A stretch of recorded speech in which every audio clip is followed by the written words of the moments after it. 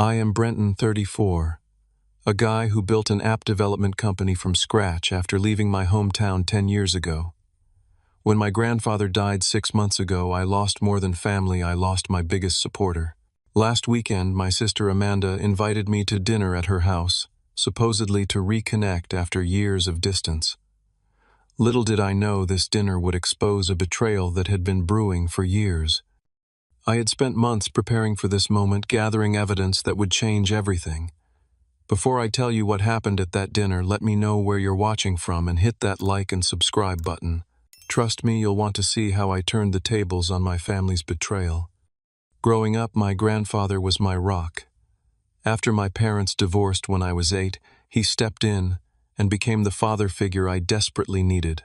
My sister Amanda and I were raised primarily by our mom, but we spent weekends and summers at Grandpa Joe's house, right behind his hardware store, Carpenter's Corner.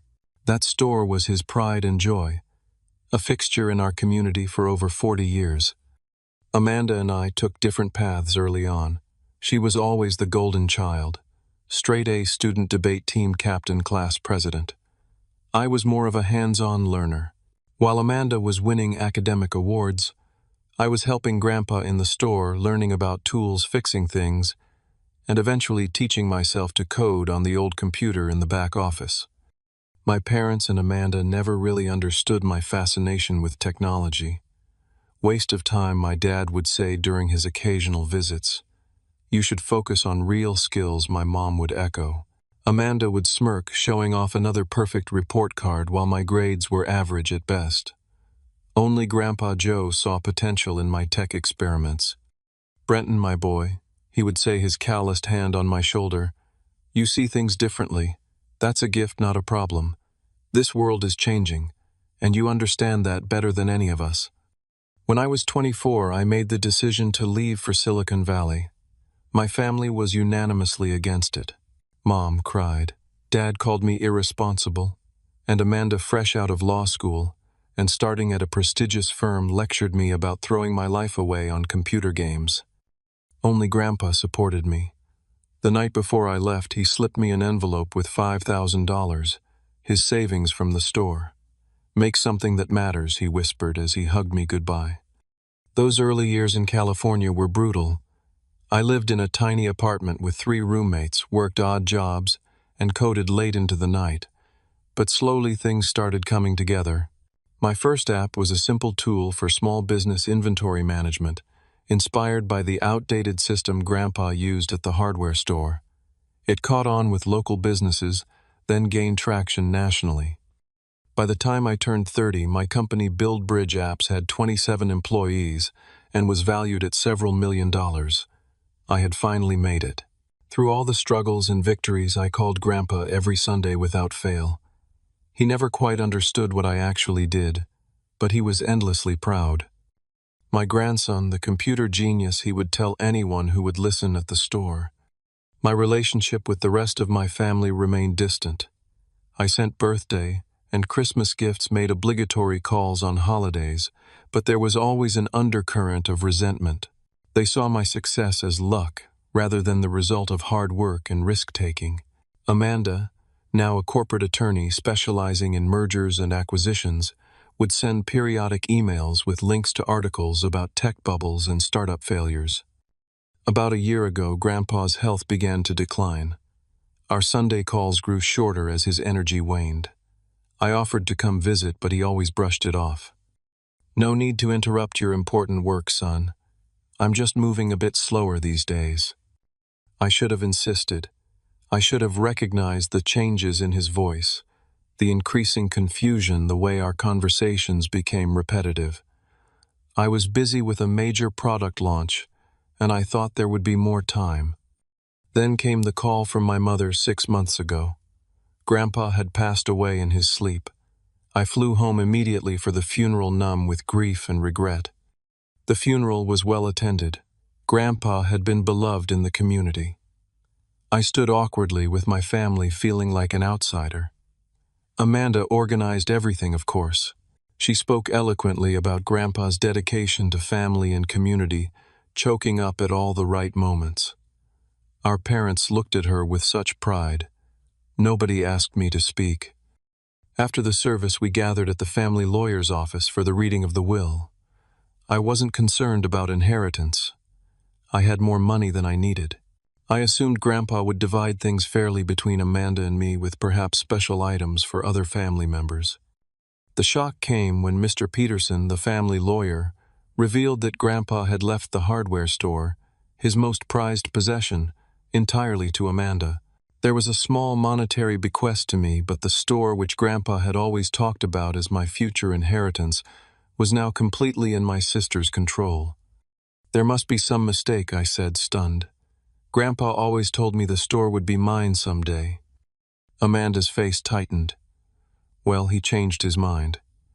He realized the store should go to someone who actually stayed in town, who visited him regularly, who cared enough to be present. Our parents nodded in agreement, and Mr. Peterson looked uncomfortable but confirmed that the will had been properly executed and witnessed. I left town the next day, confused and hurt. Something felt very wrong. Grandpa and I had spoken about the store just months before, and he had reiterated his plan to leave it to me. He knew I had ideas about modernizing while preserving its character. It made no sense that he would change his mind without even mentioning it. Over the following weeks, I couldn't shake my suspicions. I hired a private investigator to look into Grandpa's last months. What emerged was disturbing. According to the store employees, Amanda had suddenly become a fixture at the store about 3 months before Grandpa's death, despite having shown little interest in it previously.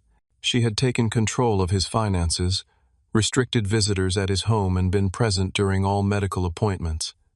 Most tellingly, the amended will had been signed just 2 weeks before his death, at a time when, according to his medical records, he was on strong medications that could affect his cognitive function. I spent 6 months building a case, gathering evidence, collecting statements from caregivers and store employees.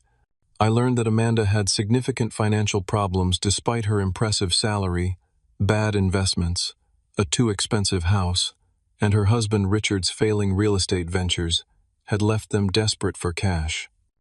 Just as I was preparing to contest the will in court, I received a surprising email from Amanda. "It's been too long since we've all been together as a family. Please come to dinner at my house this Saturday. Time to heal old wounds."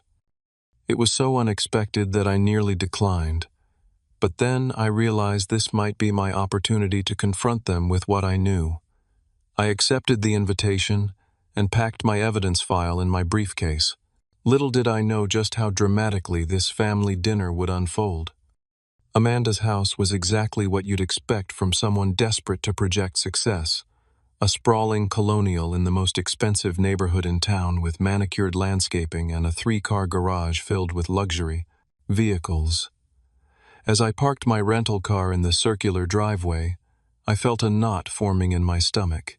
It had been years since I'd seen my parents outside of Grandpa's funeral, and my last interaction with Amanda had been tense at best. I rang the doorbell, briefcase in hand, dressed in a simple but expensive charcoal suit.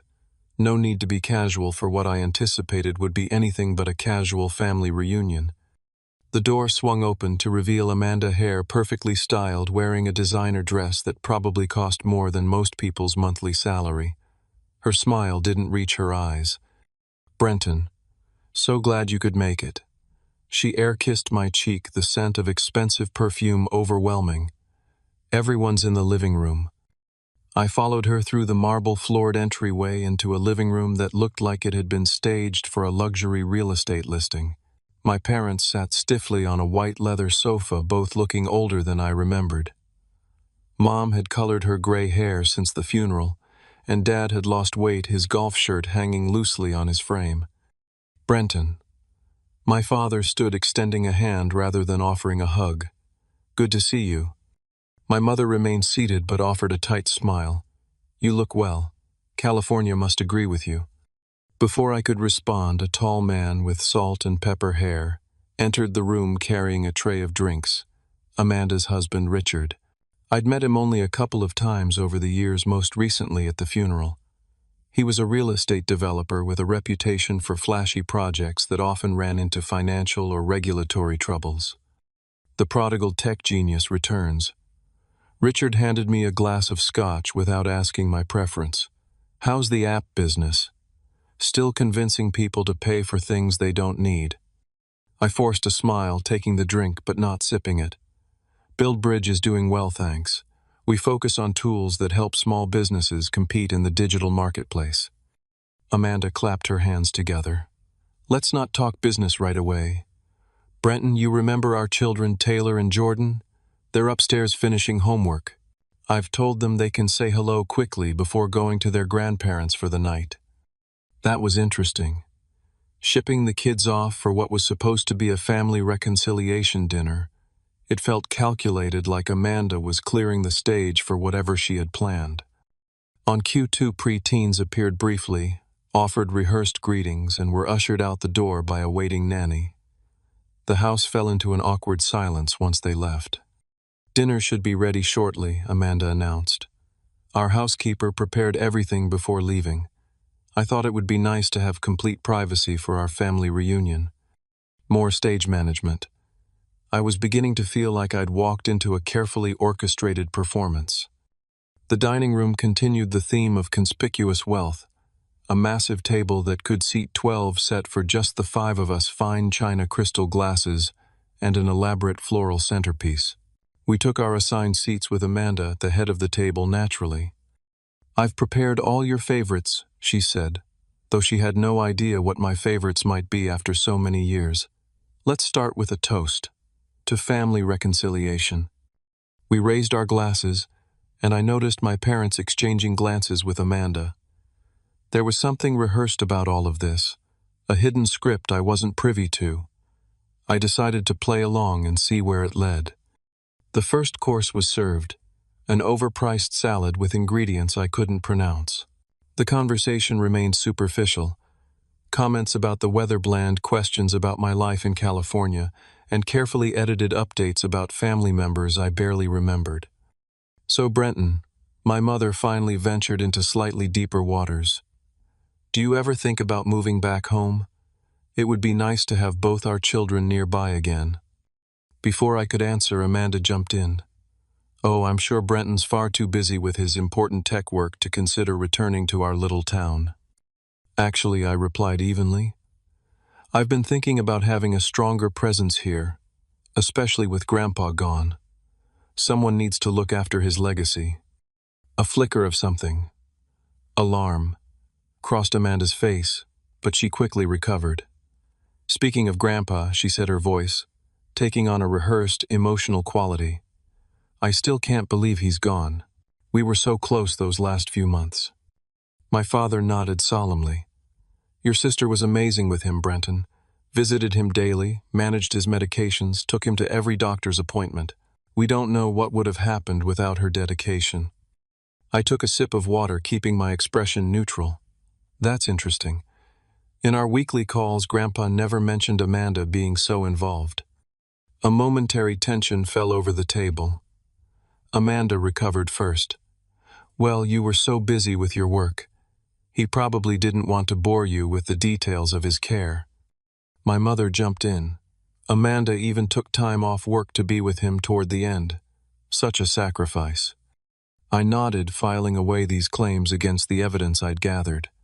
The store employees mentioned seeing you there quite a bit in those final months.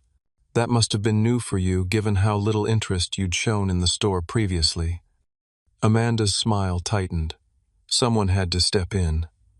The store was struggling, and Grandpa couldn't manage it anymore. Speaking of which, she paused dramatically, waiting until Richard gave her a subtle nod. I've decided to sell the hardware store. A developer has made an excellent offer to turn the property into a mixed-use development, retail on the bottom, luxury condos above. And there it was. The real reason for this dinner, the news they wanted to deliver in person to watch my reaction. I set down my fork carefully. The store is profitable, I said. It's been the anchor of that neighborhood for decades. Grandpa would never have wanted it sold off for condos. Amanda's expression hardened slightly. Grandpa left the store to me to do what's best for it. The building is old, the business model outdated.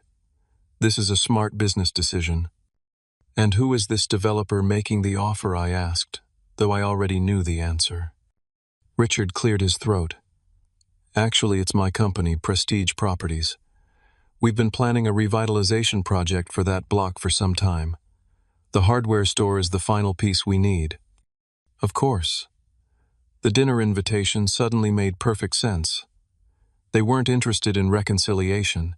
They wanted to manage my reaction to their plans for the store, perhaps worried I might cause legal troubles. Some might see that as a conflict of interest, I observed. The store being left to Amanda, and then immediately sold to her husband's company.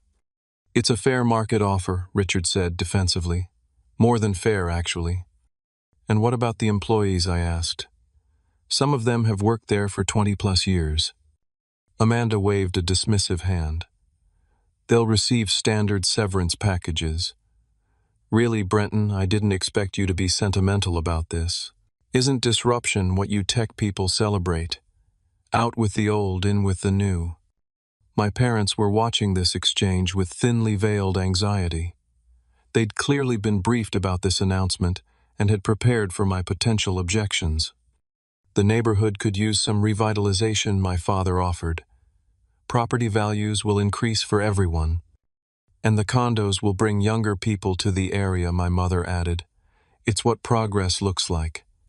I looked around at their expectant faces and realized they actually thought I would just accept this, that I would nod and congratulate them on their clever business move even though it meant erasing Grandpa's legacy for their financial gain.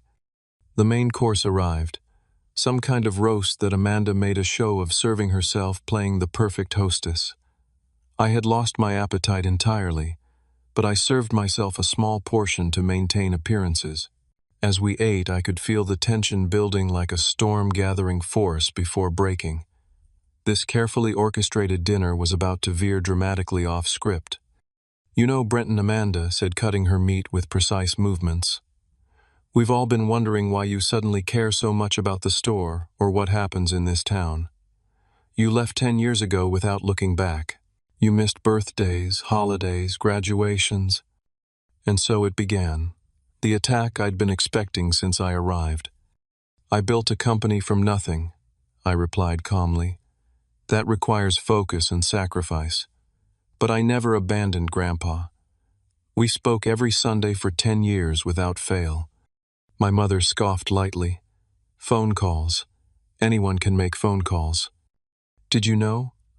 I asked, looking directly at her, that Grandpa kept a journal where he recorded all our conversations. He wrote down the projects I was working on, the advice he gave me, the milestones we celebrated together. This was clearly news to them. Amanda's fork paused halfway to her mouth. He never mentioned that, she said. There's a lot he apparently didn't mention, I replied. For instance, he never told me that you had suddenly taken such an interest in his care and the store. And from what I've gathered, you never told him about my success in California. Did you know he thought I was struggling financially all these years? My father shifted uncomfortably in his seat. We didn't want to bother him with details. I set down my silverware. I sent him birthday gifts every year. Expensive ones. I offered to fly him out to California multiple times. I sent him brochures for the retirement community near my house where he could have his own cottage, but with medical care on site. All those offers mysteriously never reached him. Amanda's cheeks flushed slightly. He wasn't interested in moving to California.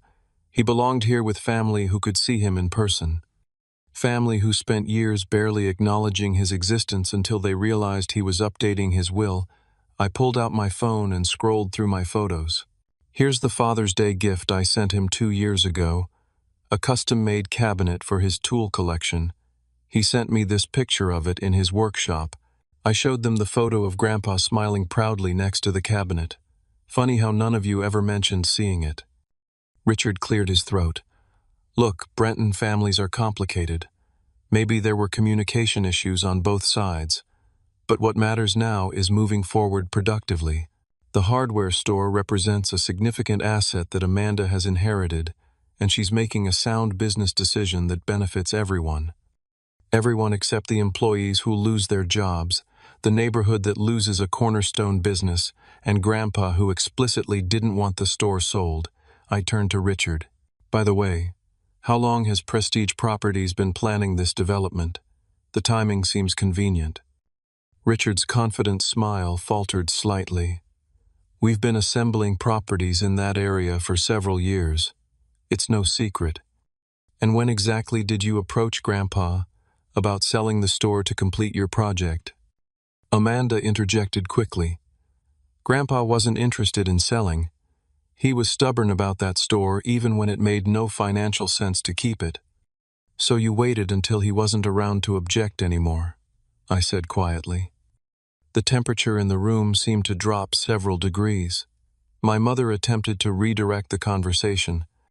Brenton, I think you're being unfair. Your sister has always been responsible and practical.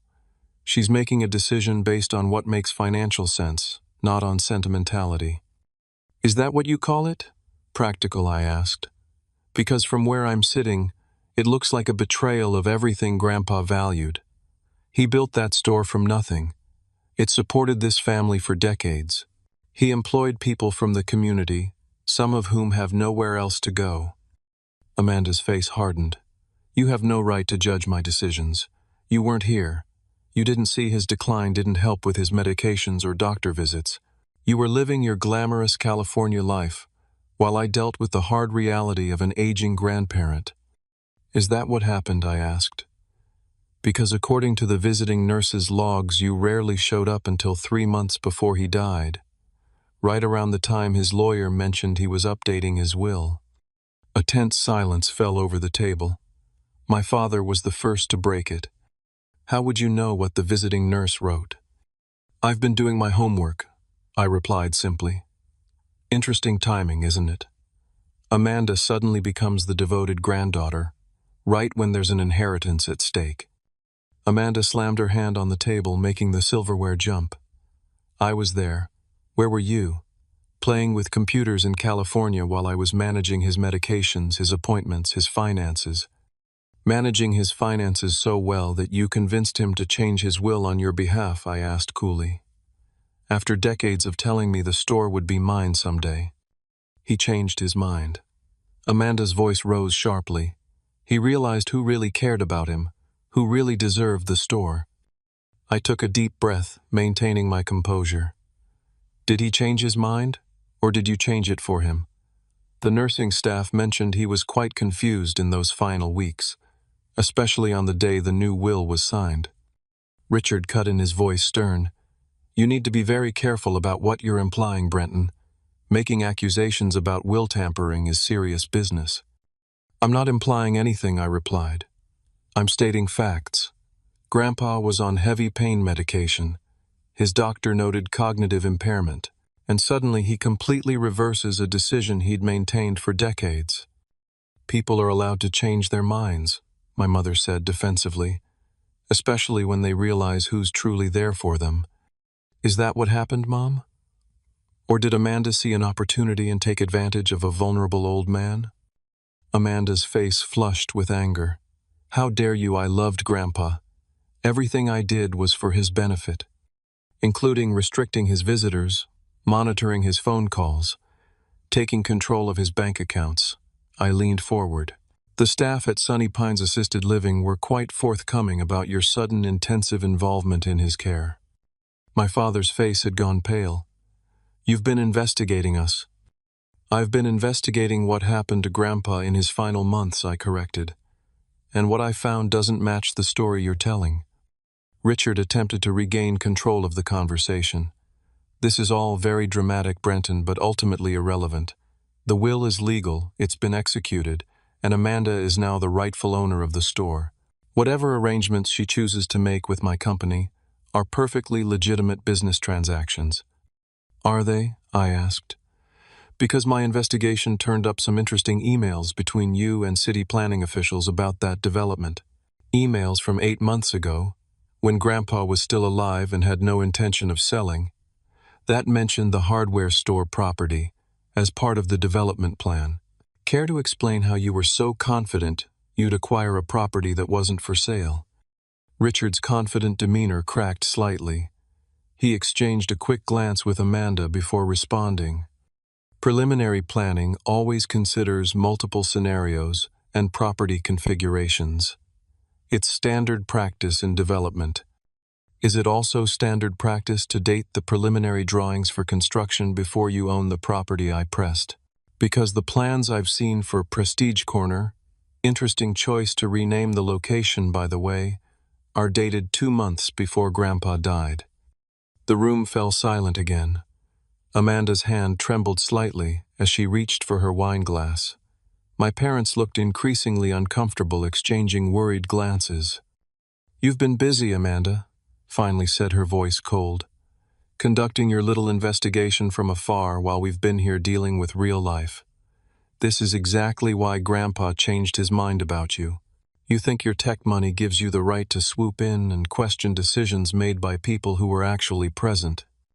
"I think the truth gives me that right," I replied evenly. "And I think Grandpa deserved better than to have his wishes manipulated when he was at his most vulnerable." The dessert plates arrived, an elaborate chocolate creation that nobody touched. The facade of a pleasant family dinner had completely collapsed, revealing the ugliness beneath. As we sat in tense silence, I could see the growing realization in their eyes that I knew far more than they had anticipated. This wasn't going according to their script at all, and Amanda's carefully controlled expression was beginning to crack with each passing moment. Amanda pushed her untouched dessert away, her composure visibly crumbling. The perfect hostess act was gone, replaced by raw emotion that had been simmering beneath the surface all evening. "You always thought you were special, didn't you?" she said, her voice low and dangerous. "Grandpa's favorite. The creative one. The one with potential. Do you have any idea what that was like for me? To work so hard to do everything right and still hear him talk about you constantly?" I stayed silent, letting her continue. This was the real Amanda emerging, the one behind the polished corporate attorney facade. I was valedictorian, full scholarship to an Ivy League school, law review, partnership track at 30. But none of that impressed him like your little computer games. Her voice dripped with resentment. Every time I visited, it was "Brenton called with a new idea," or "Look what Brenton sent me," or "Brenton's company got mentioned in some tech magazine." "I never competed with you, Amanda," I said quietly. "Grandpa was proud of both of us in different ways." Bullshit. The curse word hung in the air, shocking in the formal dining room. He was going to give you everything. The store, the house, his tools, everything that mattered to him. What was I supposed to get? A pat on the head for being a good granddaughter. My father attempted to intervene. "Amanda, maybe this isn't the best." "No," she cut him off. "He needs to hear this. Do you know what Grandpa said to me once? He said, 'Amanda, you'll always land on your feet. But Brenton, he needs the store. It's his legacy.' As if I didn't deserve a legacy too. I looked at my sister, really seeing her for perhaps the first time in years. Behind the anger was something else. Pain and security. A lifetime of feeling second best despite her achievements. "I never asked for the store," I said calmly. "I just wanted Grandpa's wishes respected." His wishes, Amanda's laugh was bitter. His wishes were outdated and impractical. That store is a dinosaur. The only value it has is the land it sits on. At least I'm making something useful out of it. "Something profitable, you mean?" I corrected. "For your husband's company." "We deserve it." Amanda's voice rose sharply. "After everything we've dealt with here while you were playing entrepreneur in California, you have no idea what it's been like. The expectations, the responsibilities. You just walked away and reinvented yourself while we stayed and followed the rules." "The rules," I echoed. "Is that what you call manipulating a confused old man into changing his will, following the rules?" Something snapped in Amanda then. She stood up abruptly, her chair scraping loudly against the hardwood floor. "You entitled, self-righteous bastard," she hissed. "You don't deserve anything from Grandpa. You abandoned him. You abandoned all of us. And now you waltz back in here with your Silicon Valley success and your moral superiority." I remained seated, maintaining my calm. I just want the truth, Amanda, about what really happened in those final months. What happened next shocked everyone. Amanda circled the table in 3 quick strides, drew back her hand, and slapped me hard across the face. The sharp crack echoed in the dining room. "You have 10 minutes to leave my house," she snarled, her face inches from mine. "Take your accusations and your investigations and get out." I touched my cheek, feeling the sting of her ring where it had caught my skin. The dining room fell into stunned silence, but only for a moment. Then, to my utter disbelief, my parents began to laugh. My father actually clapped his hands together in apparent approval of Amanda's outburst. "About time someone put him in his place," my father said, nodding with satisfaction. My mother joined in. "Did you really think you could come here and question us? After abandoning your family for a decade?" Richard was smirking now, looking at his watch. 10 minutes seems generous, honestly. I'd have said 5. I sat there, surrounded by my blood relatives, feeling more alone than I ever had in my life. The unified front of hostility was stunning in its intensity. Whatever family bond had once existed was clearly gone, replaced by something ugly and transactional. But as the initial shock faded, a strange calm settled over me. This moment of naked hostility had clarified everything. There was no misunderstanding to resolve, no relationship to salvage, just the truth to be revealed. I slowly reached down for my briefcase beside my chair. Amanda misinterpreted the movement as compliance with her demand to leave. "That's right," she sneered. "Run away like you always do. Back to your perfect California life." I didn't respond immediately. Instead, I placed the briefcase on the table, unlatched it deliberately, and removed a thick file folder. With calm precision, I slammed it down on the dinner table, causing the crystal glasses to rattle. My family's expressions shifted from triumphant disdain to confusion as I looked up at Amanda, a small smile forming on my lips. "Then you all only have 5 minutes," I said quietly. The dining room fell silent as they stared at the thick file folder now sitting among the half-eaten desserts and wine glasses. Amanda was the first to recover her expression, shifting from rage to uncertainty. "What is that supposed to be?" she demanded, though her voice had lost some of its edge. I opened the folder with deliberate slowness. "This is the result of 6 months of investigation into Grandpa's final days and the suspicious circumstances surrounding his revised will." Richard scoffed, but I noticed he'd straightened in his chair, suddenly alert. "Investigation. What are you playing detective now?" "Not playing," I replied calmly. "I hired Thornton and Associates, one of the top investigative firms in the country. They specialize in elder abuse and probate fraud cases." My mother's face paled. "Elder abuse. That's ridiculous. We loved your grandfather." "Love and exploitation aren't mutually exclusive, Mom." I began laying out documents on the table. "Let's start with the will itself." I had handwriting experts analyze Grandpa's signature. Their conclusion: while it appears to be his signature, it shows signs consistent with being guided by another hand, what they call a assisted signature. Amanda crossed her arms defensively. "He was weak. I helped steady his hand. There's nothing illegal about that." "Interesting you knew exactly what I was referring to," I noted. "But let's continue. Here are the medical records from the 2 weeks prior to the will signing." I spread out several pages of hospital records, highlighting key sections. Grandpa was on a significant dose of morphine for pain, along with other medications known to cause confusion and cognitive impairment. His nurses documented increasing confusion, noting specifically that he often confused present-day events with memories from decades ago. My father leaned forward, attempting to gather the papers. "This is private medical information. You have no right." I pulled the documents back. Actually, as his grandson and someone with legitimate concerns about elder exploitation, I do have rights, especially when pursuing a legal case. Richard's attorney instincts kicked in. "Legal case? You're bluffing." "Am I?"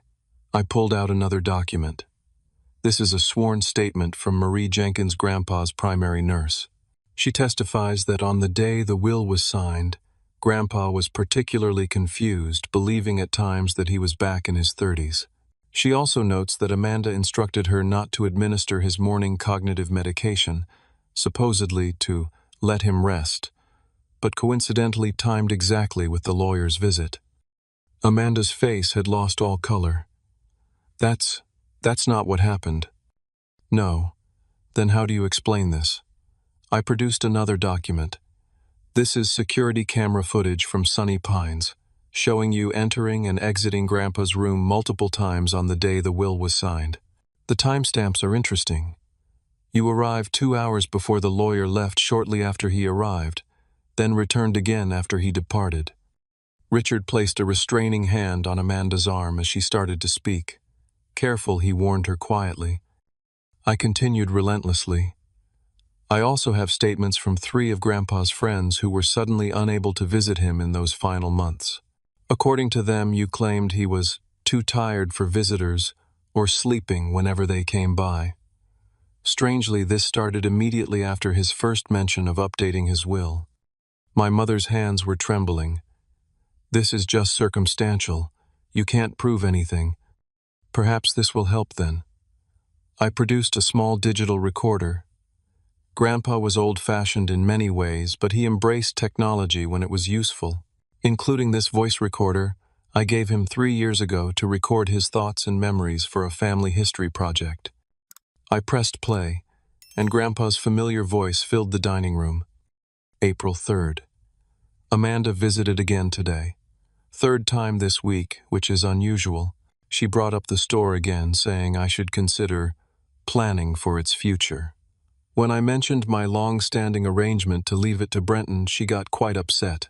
Said he'd probably sell it immediately since he lives in California now. That's not the Brenton I know. He loves that store almost as much as I do. He's got all these ideas for updating the inventory system and adding an online store. Smart boy, my Brenton. I stopped the recording and looked at their shocked faces. There are several more entries like this documenting Amanda's increasing pressure about the will and the store, including one from just days before the new will was signed, where he sounds confused about why he's being asked to change his plans for the store.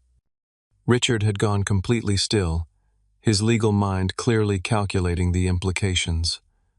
Amanda looked on the verge of tears, not from remorse, I suspected, but from seeing her carefully constructed plan disintegrating. But wait, there's more. I continued, pulling out another document.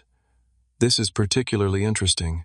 Financial records showing that Prestige Properties, Richard's company, is carrying significant debt with several projects underwater.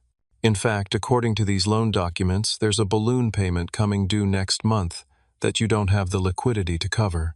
Without a cash infusion from, say, selling a valuable commercial property, Prestige would likely face bankruptcy. Richard's face contorted with anger. Those are confidential business records. How did you get those? Legally, I assure you. Public Records requests court filings, standard financial intelligence gathering. I turned back to Amanda. So it seems both of you had a powerful financial motive to ensure the store came to you rather than me. My parents sat in stunned silence, their earlier bravado completely evaporated. And speaking of financial motives, I continued, let's talk about the development plans themselves. I pulled out architectural drawings. These plans, dated 2 months before Grandpa died, clearly show the hardware store property as part of the Prestige Corner development. Care to explain how you were so confident you'd acquire a property that wasn't for sale and that Grandpa had repeatedly refused to sell? Amanda's lawyer instincts finally kicked in. This is all circumstantial. You can't prove intent. Perhaps this will help.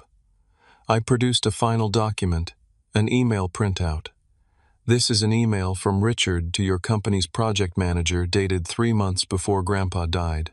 It reads, and I quote, Amanda says the old man is finally weakening on the store issue. Once we get control of the property, we can move forward with Phase 2 as planned. Keep the drawings ready. Richard's face went from red to ashen. That's taken out of context. Is it? Because the context seems pretty clear from where I'm sitting. I began gathering the documents back into the folder. I've submitted all of this evidence to the district attorney's office. They're particularly interested in the elder abuse and fraud aspects.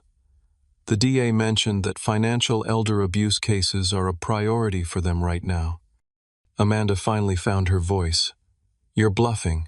You wouldn't do this to your own family. I looked at her steadily.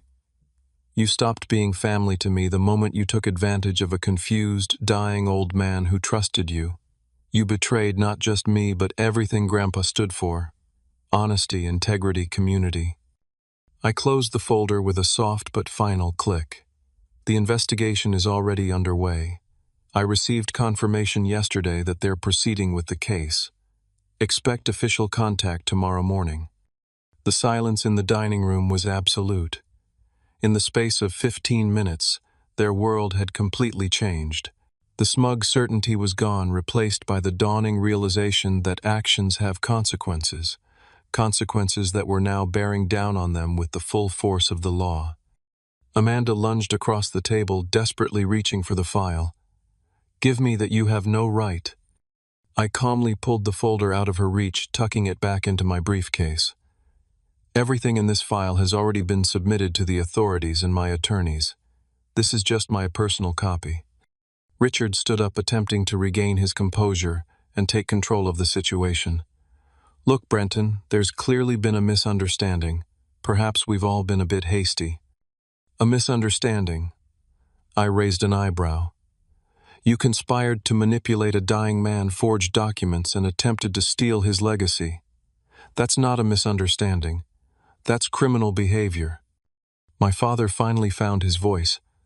Son, maybe we can work something out. Family should handle things privately.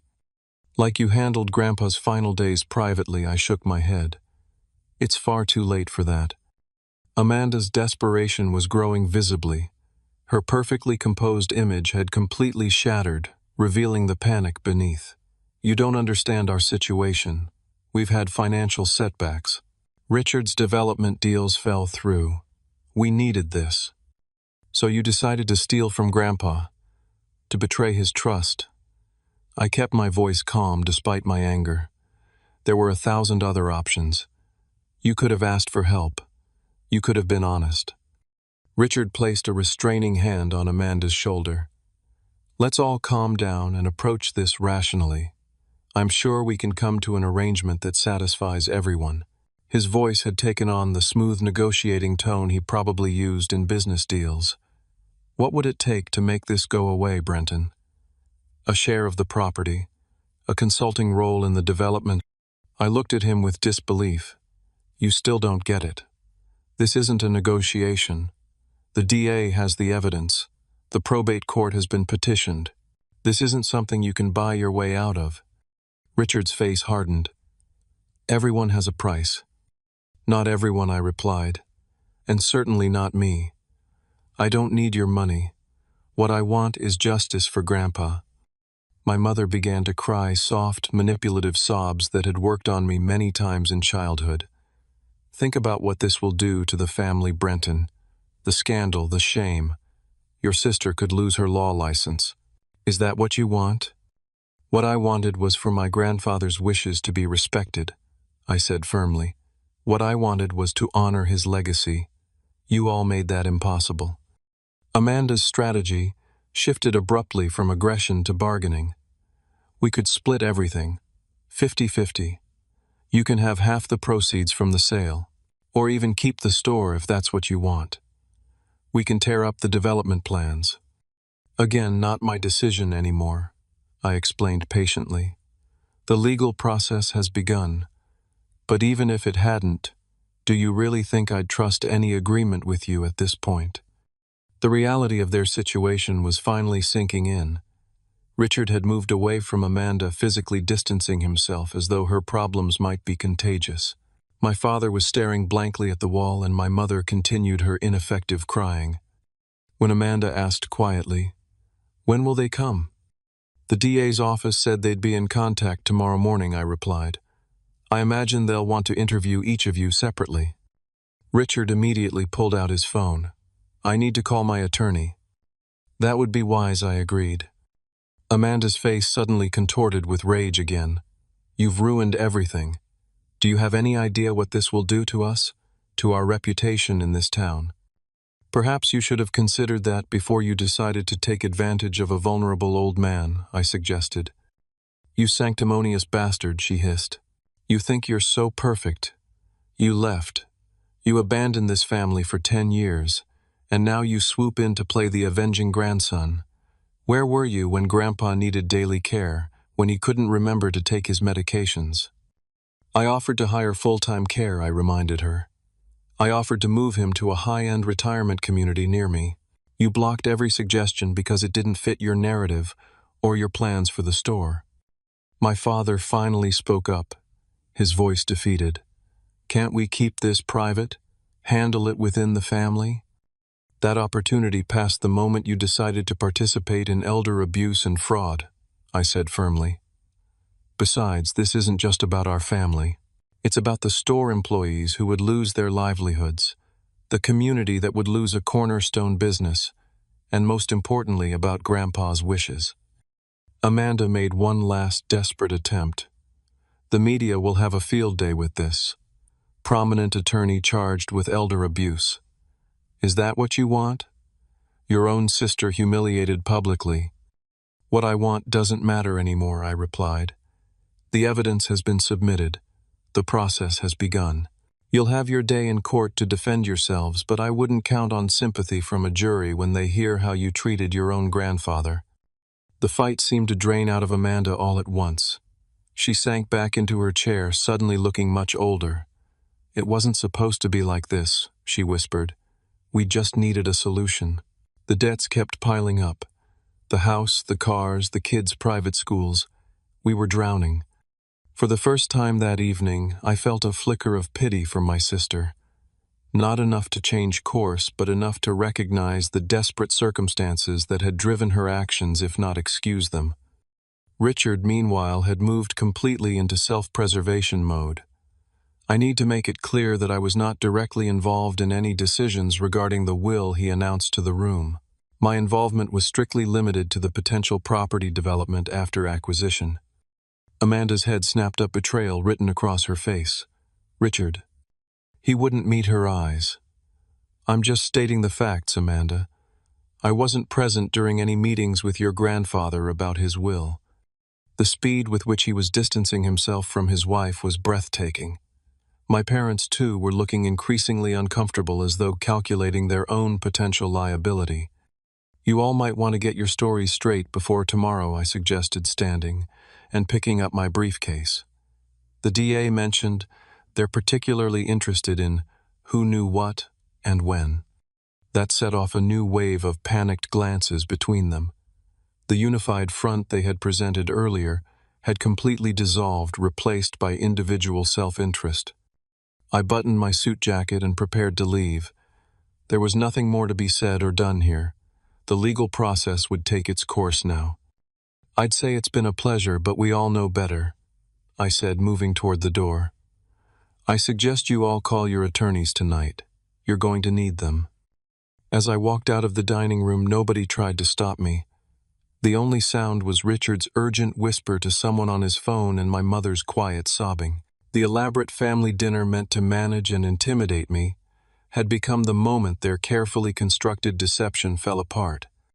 The weeks following that dramatic dinner were a whirlwind of legal proceedings, community reaction, and personal reflection.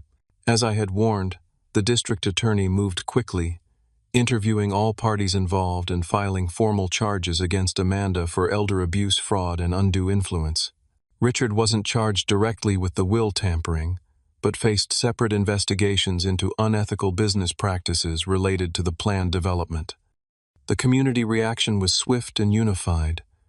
Grandpa had been beloved in our town, and as word spread about what had happened, support for preserving his legacy grew. A Save Carpenter's Corner campaign sprouted organically, with longtime customers sharing stories about how Grandpa had helped them over the decades, extending credit during hard times, teaching young homeowners how to make basic repairs, donating supplies to community projects. Amanda's reputation collapsed virtually overnight. The law firm where she was on track for partnership placed her on indefinite leave pending the outcome of the criminal case. Their statement emphasized their zero-tolerance policy for ethical violations, a clear attempt to distance themselves from the scandal. Richard filed for divorce within 2 weeks, a transparent attempt to protect his assets and salvage what remained of his business reputation. His company, Prestige Properties, lost several investors and had projects put on hold as clients reconsidered their associations. My parents retreated from public view, embarrassed by their complicity. They made several attempts to contact me, leaving voicemails that evolved from angry accusations to tearful apologies as the full scope of evidence against Amanda became public. I wasn't ready to speak with them yet, perhaps not for a very long time. The probate court moved with surprising efficiency, likely influenced by the criminal investigation.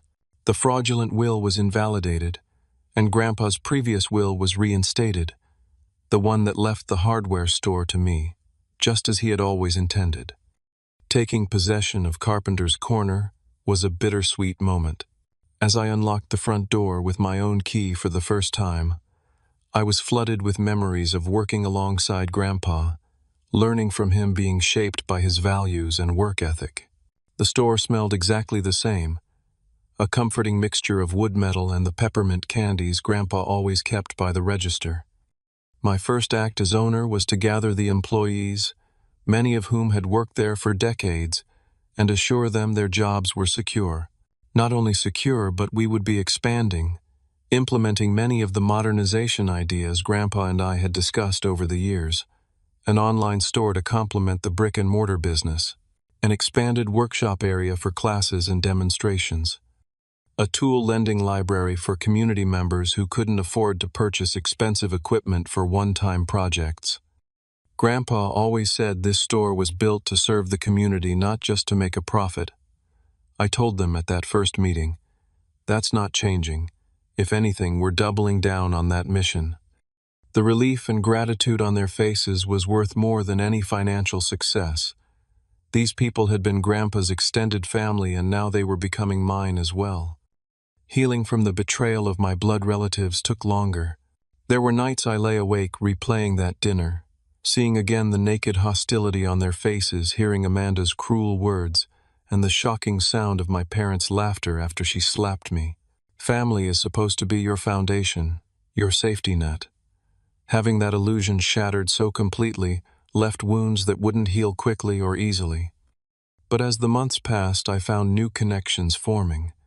The store employees and their families invited me to barbecues and holiday gatherings. Longtime customers stopped by just to chat, sharing stories about Grandpa I'd never heard. I found myself building a chosen family, one based on shared values and genuine affection rather than mere DNA. The criminal case against Amanda was eventually resolved through a plea agreement. She avoided jail time, but received probation community service and was disbarred. The last I heard, she had moved out of state, attempting to rebuild her life away from the scandal. Richard's company declared bankruptcy, and he too left town, reputation in tatters. My parents made repeated attempts at reconciliation, but I maintained my distance. Perhaps someday I would be ready to hear their explanations, their apologies. But not yet. Some betrayals cut too deep for quick forgiveness. As for me, I found an unexpected peace in splitting my time between California and my hometown. I maintained my tech company but shifted to a more balanced approach to work and life. The hardware store thrived under the blend of traditional service and modern business practices. Grandpa would have loved seeing his old customers alongside young homeowners taking DIY classes or using the new design software to plan their projects. The greatest lesson from this painful chapter wasn't about business success or even justice being served. It was about the true meaning of family and legacy. Grandpa understood something my parents and sister never grasped: that a legacy isn't just about property or money. It's about values, about how you treat people, about the impact you have on your community. In the end, standing up for what's right, even against your own blood relatives, can be the hardest and most necessary thing you'll ever do. True family is defined by love, respect, and shared values, not merely by genetics. Sometimes you have to lose what you thought was family to find your real one. I often think about that dinner, that moment when Amanda slapped me and delivered her ultimatum, expecting me to crumble. Instead, it became the moment I found my strength and purpose. Sometimes the greatest gifts come disguised as painful moments of truth. Have you ever had to stand up against family for what's right? I'd love to hear your stories in the comments below. If this resonated with you, please hit that like button and subscribe to hear more stories about finding strength in difficult moments. And if you know someone struggling with family betrayal or difficult decisions, share this with them. Sometimes knowing others have walked similar paths can be incredibly healing. Thank you for listening to my story. Remember, the family you choose can be stronger than the family you're born into.